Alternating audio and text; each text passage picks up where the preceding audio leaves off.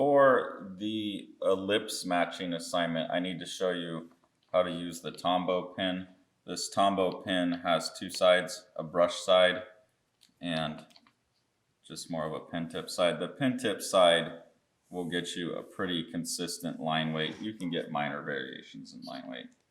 We want to be using the brush tip side because the brush tip side allows us to get very dramatic changes in line weight.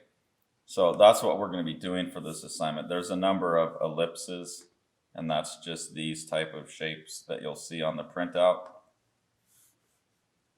They're more or less open. And what you're going to do is just match.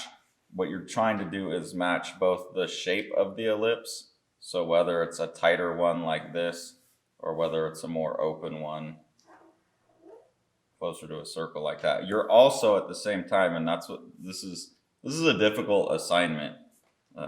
I had trouble when I tried doing it. Students always have trouble with it. So if you're frustrated, that's okay, because you're not only trying to track the shape that you're making, you're also trying to track the pressure changes, the changes in line weight that are represented in each one. So try and do each one of them in one stroke.